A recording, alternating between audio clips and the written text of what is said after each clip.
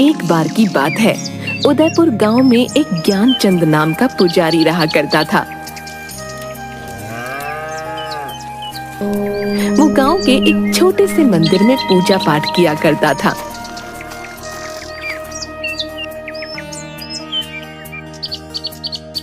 लेकिन ज्ञानचंद एक कपटी और लालची इंसान था।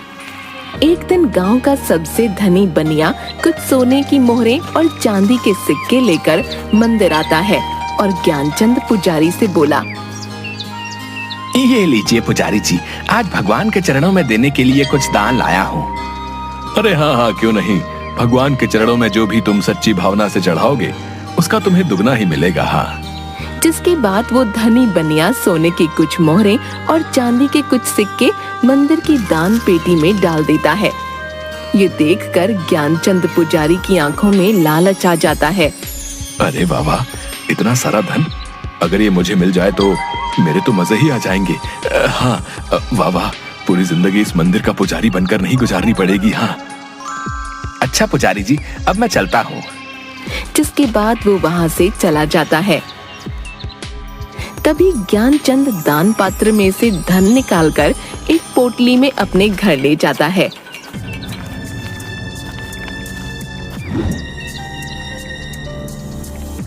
तभी उसकी पत्नी, अरे आज आप इतनी जल्दी मंदिर से आ गए, ये आप क्या लाए हैं जी? अरे अरे भाग्यवान, ये देखो, आज मैं अपने लिए कितना सारा सोना चांदी लेकर आया हूँ। अब देखना भाग्यवान, हम मौत से अपना जीवन गुजारेंगे। हाँ, देखो देखो, तुम ही देखो कितना सारा धन है।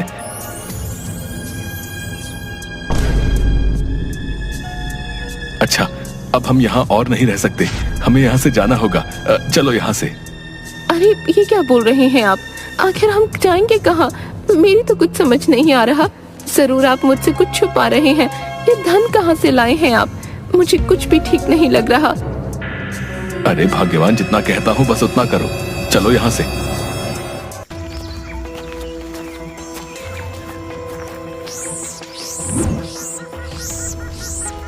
थोड़ी दूर चलने पर वो एक जंगल में पहुंचे, जहां उसे एक घास से बनी झोपड़ी दिखाई दी। अरे देखो भाग्यवान, वो सामने झोपड़ी है। चलो चलो, आज रात हम उस झोपड़ी में काट लेंगे, सुबह होते ही यहाँ से निकल जाएंगे। ठीक है जी, जैसा आप ठीक समझें। तभी दोनों उस झोपड़ी के अंदर जाते हैं। झोपड़ी में एक तरफ आग जल रही होती है और एक जगह कुछ जानवर की हड्डियां पड़ी होती हैं, जिसे देखकर ज्ञानचंद की पत्नी थोड़ी डर जाती है। देखिए जी, मुझे ये झोपड़ी सही नहीं लग रही। देखिए ना, यहाँ जानवर की हड्डियां भी बिखरी पड़ी हैं। नहीं नहीं, चलिए आप यहाँ से। अरे भाग्यवान, अब इतनी रात को हम आखिर कहाँ जाएंगे? भाग्यवान, कहीं ऐसा ना हो कोई हमसे हमारा ये धन छीन ले। नहीं नहीं, मैं ऐसे नहीं होने दे सकता। हमें आज रात यहीं रुकना होगा। अच्छा ठीक है जी, आप मेरी सुनते ही कब हैं, जैसा आप ठीक समझें। जिसके बाद वो दोनों उसी झोपड़ी में सो गए। तभी वहाँ पर एक भयानक दिखने वाला खूंखार नरभक्षी आता है, जिसके हाथ में अलग अलग जानवरों का मांस होता है। अरे बाबा, आज तो पेट भरकर भोजन मिला है।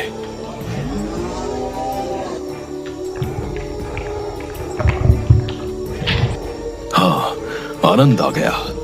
तभी उसे ज्ञानचंद पुजारी के सोने की आवाज सुनाई देती है, जो खर्राटे मार रहा होता है। अरे ये किसकी आवाजें आ रही हैं? कौन है यहाँ? तभी वो देखता है पुजारी और उसकी पत्नी उसकी झोपड़ी में जमीन पर सो रहे होते हैं। अरे वाह वाह, आखिरकार मेरे लिए नया भोजन आ ही गया। बहुत दिन हो गए किसी इंसान का मांस नहीं खाया, और अब नर और मादा दोनों इंसानों का मांस खाने को मिलेगा। वाह। ज्ञानचंद और उसकी पत्नी की नींद खुल जाती है। वो दोनों उस नरभक्षी को देखकर हैरान हो जाते हैं और बुरी तरह डर जाते हैं। मैं तुम दोनों को खा जाऊंगा। आज मेरे पेट को भरपूर शांति मिलेगी। हाँ, मैं खूंखार नरभक्षी हूँ। मुझे इंसानों का मांस खाने में बहुत मजा आता है। हाँ। अरे अरे, हमें छोड़ दो, जाने दो। हमें नहीं पता था ये तुम्हारी झोपड़ी है। हमें रुकने के लिए शरण चाहिए थी। इसलिए इस झोपड़ी में आ गए। छोड़ दो, हमें जाने दो। मैं एक मंदिर का पुजारी हूँ और पूर्ण रूप से शाकाहारी हूँ, कभी मांस को हाथ नहीं लगाया है। ऐसे में तुम्हें हमें खाने में बिल्कुल भी मजा नहीं आएगा। छोड़ दो, हमें जाने दो। क्या कहा? तुम शाकाहारी हो? तुम दोनों को खाकर मुझे न स्वाद आएगा और न मजा, इसलिए मैं तुम दोनों को नहीं खाऊंगा। लेकिन तुम्हें इसके बदले में मेरे लिए जंगल से जानवर का मांस लाना होगा। जाओ और जाकर मेरे लिए मांस लेकर आओ। मेरी भूख को शांत करो, जाओ, वरना मैं तुम्हें ही खा जाऊंगा। हाँ हाँ, क्यों नहीं, हम दोनों अभी जंगल जाते हैं और तुम्हारे लिए किसी जानवर का मांस लेकर आते हैं। नहीं, तुम दोनों नहीं जाओगे, सिर्फ तुम जाओगे। अगर तुम वापस मेरे लिए मांस लेकर नहीं आए तो तुम्हारी ये पत्नी मेरे पास यहीं मेरी झोपड़ी में रहेगी। अगर तुम जल्दी से मेरे लिए जानवर का मांस नहीं लेकर आए तो मैं तुम्हारी पत्नी को खा जाऊंगा, समझे? अब जाओ यहाँ से। राक्षस महाराज, ये आप क्या बोल रहे हैं? नहीं नहीं, आप मेरी पत्नी को नहीं खाइएगा। मैं अभी आपके लिए किसी जानवर का मांस लेकर आता हूँ। मैंने तो पहले ही कहा था ये झोपड़ी मुझे सही नहीं लग रही, लेकिन आपके धन पाने की लालच में हमें इतनी बड़ी मुसीबत में डाल दिया। अब इस नरभक्षी के लिए किसी जानवर का मांस लेकर जल्दी आइएगा, वरना ये नरभक्षी मुझे खा जाएगा। नहीं नहीं भाग्यवान, तुम चिंता मत करो, मैं जानवर का मांस लेकर जल्दी ही वापस आ जाऊंगा। जिसके बाद वो जंगल जाता है।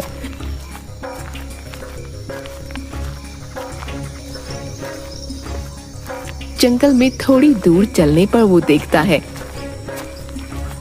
एक भालू का छोटा बच्चा मरा हुआ पड़ा है, जिसे कुछ चील कौवे नोच रहे थे। अरे अरे, ये भालू का बच्चा तो मरा पड़ा है, मैं ऐसे ही उस नरभक्षी के पास ले जाता हूँ। जिसके बाद वो उस भालू के बच्चे को अपने हाथों में उठाकर उस नरभक्षी की झोपड़ी में आता है। तभी ज्ञानचंद देखता है कि उसकी पत्नी नीचे जमीन पर पड़ी हुई है और नरभक्षी बड़े मजे से उसके शरीर का मांस नोच नोच कर खा रहा है। ये देखकर ज्ञानचंद हैरान रह जाता है और जोर जोर से रोने लगता है। हाय हाय कपटी नरभक्षी, ये तूने क्या किया? तू मेरी पत्नी को ही खा गया। अरे मैं तो तेरे लिए जानवर का मांस लेकर आया हूँ, लेकिन तुझे जरा भी सब्र नहीं हुआ, मेरी पत्नी को ही मार डाला। तुम्हें आने में इतनी देर कैसे हो गई? मुझसे अपनी भूख सहन नहीं हुई, इसलिए मैंने तुम्हारी पत्नी को ही खा लिया। ये मैंने क्या कर दिया? मुझे माफ कर देना भाग्यवान, मैं तुम्हारे प्राण नहीं बचा पाया, माफ कर देना। न मैं मंदिर से धन चुराता और न हम यहाँ इस जंगल में आते। मेरे लालच ने मुझसे ये क्या करवा दिया। हाँ, आज के लिए इतना भोजन ठीक है, चलो अब थोड़ा विश्राम कर लेता हूँ। हाँ।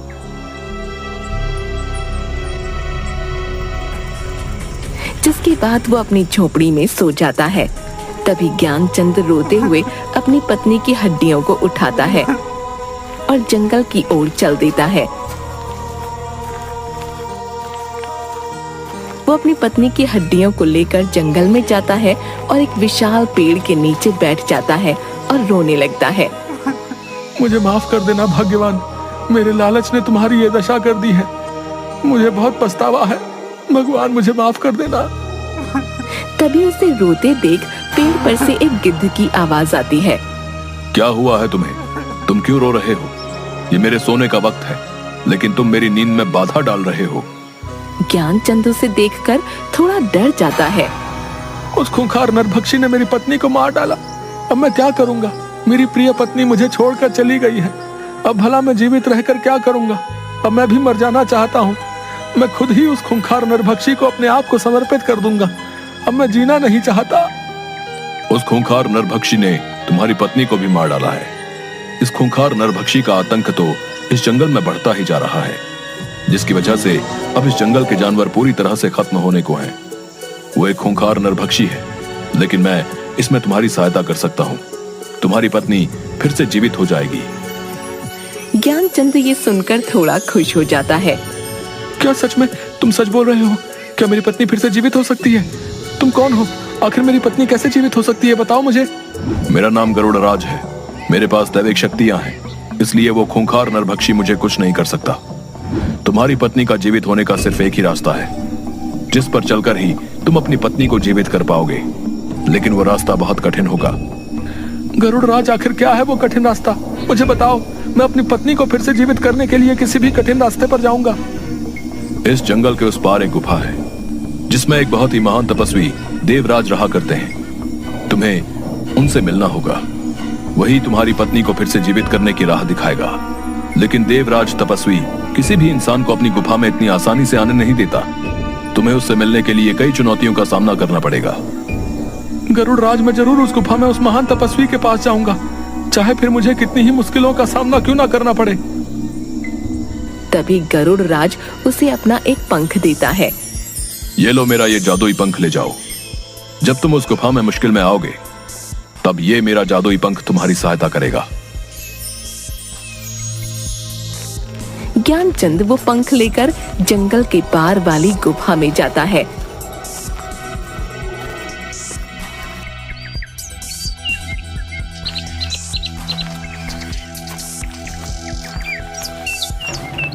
थोड़ी दूर गुफा में चलते ही एक विचित्र सा दिखने वाला लंगूर जानवर, जिसकी आंखें एकदम सुर्ख लाल होती हैं, उस पर झपट पड़ता है। अरे अरे, कौन हो तुम? मुझे छोड़ो, छोड़ दो मुझे। तपस्वी देवराज की इस गुफा में आने की तुम्हारी हिम्मत कैसे हुई? मैं तुम्हें जिंदा नहीं छोड़ूंगा। क्या तुम्हें नहीं पता यहाँ कोई इंसान नहीं आ सकता? नहीं नहीं, मुझे छोड़ दो, मैं बहुत मुश्किल में हूँ। मुझे यहाँ गरुड़ राज ने भेजा है। मुझे देवराज तपस्वी से मिलना ही होगा। मुझे आगे गुफा में जाने दो। ये सुनकर वो डरावना लंगूर उसे छोड़ देता है। ठीक है, मैं आगे देवराज तपस्वी से मिलने दूंगा, लेकिन इसके लिए तुम्हें एक चुनौती से गुजरना होगा। इस गुफा में आगे जाने के 2 रास्ते बताऊंगा। तुम्हें अपनी बुद्धि से सही रास्ता चुनना होगा, लेकिन याद रखना, अगर तुमने गलत रास्ता चुना तो तुम देवराज तपस्वी से कभी नहीं मिल पाओगे। ठीक है, मुझे आपकी ये चुनौती मंजूर है। जिसके बाद डरावना लंगूर अपनी आंखों की शक्ति से वहाँ 2 रास्ते बना देता है। एक रास्ते पर बहुत रोशनी होती है और दूसरे रास्ते पर बहुत अंधेरा, जिसमें सिर्फ आग की मशालें जल रही होती हैं। ये देखकर ज्ञानचंद सोच में पड़ जाता है।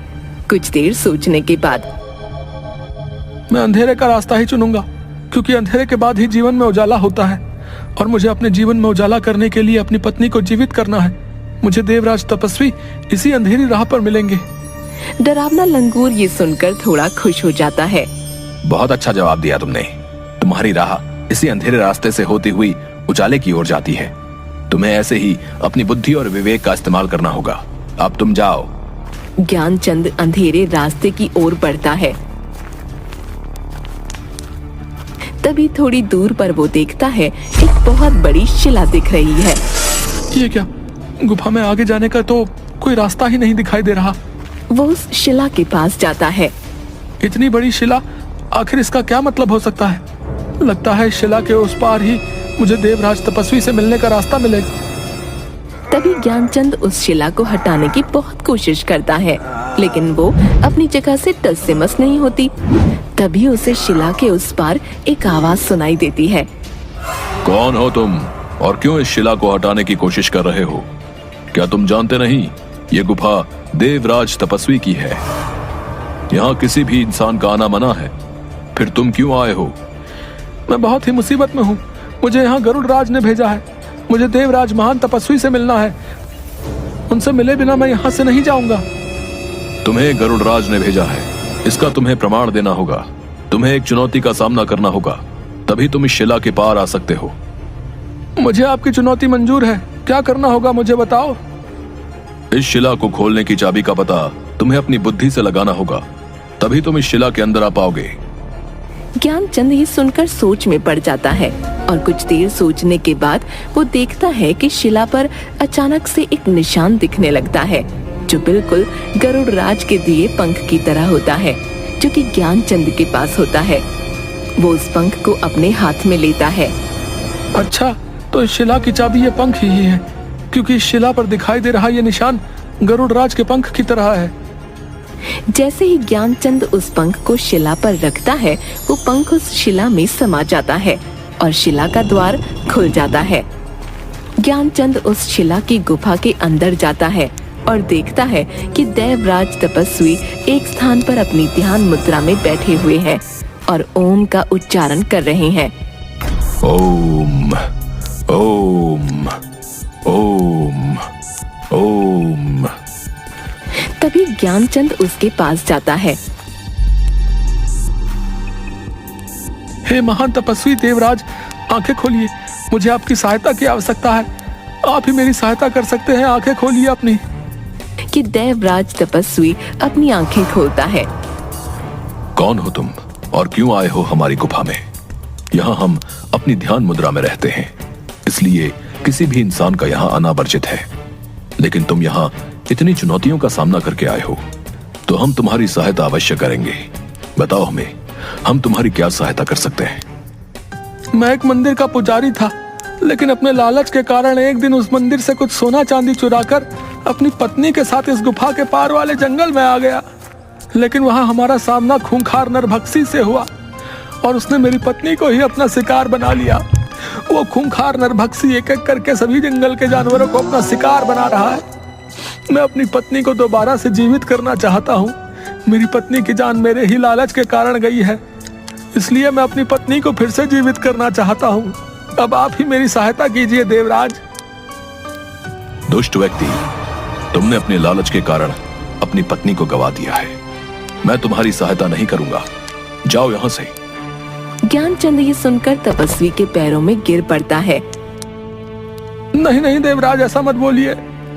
आप एक महान तपस्वी हैं, मैं जानता हूँ। मुझे लालच नहीं करना चाहिए था, लेकिन अब मैं अपनी पत्नी को फिर से जीवित करना चाहता हूँ। मेरी सहायता कीजिए। ज्ञानचंद की ये बातें सुनकर अच्छा तो ठीक है, मैं तुम्हारी सहायता अवश्य करूंगा, लेकिन इससे पहले तुम्हें मेरे 2 सवालों का उत्तर देना होगा।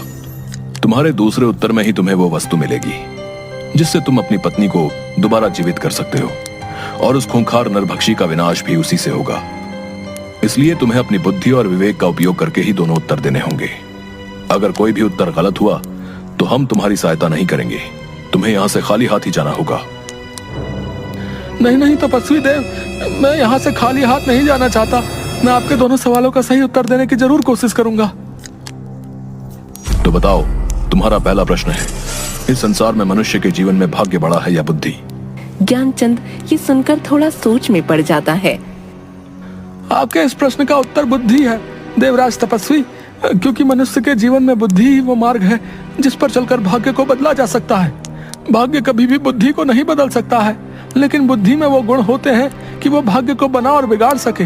इसलिए भाग्य और बुद्धि में बुद्धि ही बड़ी है। बहुत ही उत्तम, तुमने बिल्कुल सही उत्तर दिया है। मनुष्य अपनी बुद्धि से ही कुछ भी हासिल कर सकता है। भाग्य का मार्ग बुद्धि के मार्ग के आगे छोटा होता है। अब तुम्हें अपने दूसरे प्रश्न का उत्तर देना होगा। यह प्रश्न तुम्हारे लिए बहुत महत्वपूर्ण है और कठिन भी। अगर तुमने इसका सही उत्तर नहीं दिया तो तुम्हें यहां से खाली हाथ ही लौटना होगा। तो बताओ, इस संसार में मनुष्य के जीवन में भूख, प्यास, नींद और आशा, इन चारों में से सर्वश्रेष्ठ क्या है? ज्ञानचंद सोच में पड़ जाता है। आपके दूसरे प्रश्न का उत्तर आशा है देवराज, क्योंकि आशा अर्थात उम्मीद पर ही यह संसार टिका हुआ है। क्योंकि मनुष्य के जीवन में एक आशा ही होती है जो मनुष्य के जीवन में कठिन से कठिन कार्य को भी करने की ताकत देती है। मनुष्य जीवन में आशा घने अंधेरे में उस रोशनी की किरण की तरह है जो मनुष्य को घनघोर कष्ट में भी जीने की प्रेरणा देती है। वाह, बहुत ही उत्तम उत्तर। तुम्हारा ये उत्तर भी बिल्कुल सही है। मैं तुमसे बहुत खुश हुआ। तुम्हारी बुद्धि ने मुझे प्रभावित किया, इसलिए मैं तुम्हारी सहायता अवश्य करूंगा। तभी तपस्वी उसे एक जल से भरा अपना लोटा देते हैं। ये लो, ये अमृत ही तुम्हारी सहायता करेगा। इसे उस नरभक्षी की आंखों में डाल देना और इसकी कुछ बूंदें अपनी पत्नी की हड्डियों पर डाल देना, जिससे तुम्हारी पत्नी जीवित हो जाएगी। ज्ञानचंद वो अमृत अपने हाथों में ले लेता है। आपका बहुत बहुत धन्यवाद तपस्वी देवराज। अब मैं इस अमृत से अपनी पत्नी को दोबारा जीवित कर पाऊंगा और उस नरभक्षी का अंत भी। जाओ, तुम्हारा कल्याण होगा।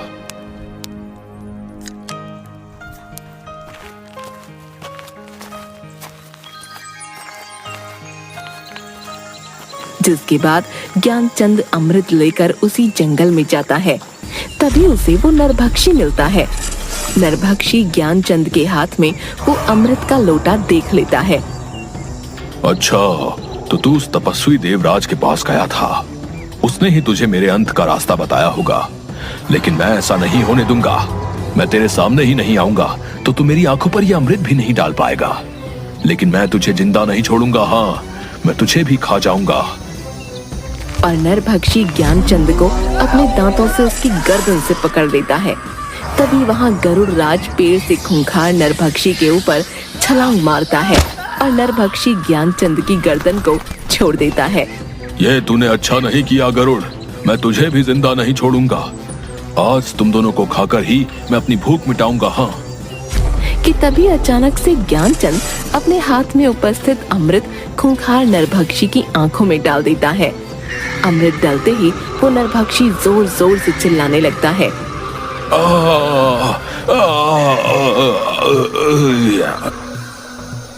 और देखते ही देखते जलकर भस्म हो जाता है, जिसके बाद ज्ञानचंद और गरुड़ की आंखों में थोड़ी खुशी दिखाई देती है।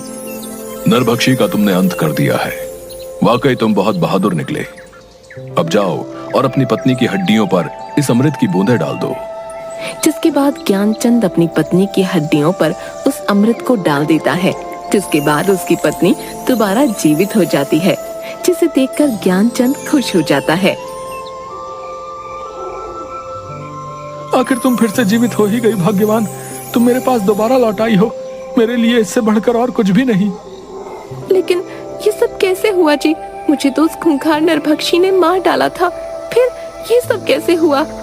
जिसके बाद ज्ञानचंद अपनी पत्नी को सारी बात बताता है। आप तो सच में एक बहादुर इंसान निकले जी। आपने लालच में जो पाप किया था उसकी सजा आपको इस रूप में मिली जी। आपके लालच ने मुझे सदैव के लिए आपसे दूर कर दिया था, लेकिन आपके पश्चाताप और मुझे दोबारा जीवित करने की इच्छा ने मुझे फिर से आपके पास वापस ला दिया है। अब आप कभी भी लालच की झांसे में मत आइएगा। हाँ नहीं भाग्यवान, मुझे समझ आ गया है। मनुष्य को लालच सिर्फ विनाश की ओर ही ले जाता है। दोनों खुश रहो। आज तुम्हारी वजह से इस जंगल को इस नरभक्षी से मुक्ति मिली। धन्यवाद। आपका भी बहुत बहुत धन्यवाद गरुड़ राज। आपकी सहायता के बिना ये संभव नहीं था।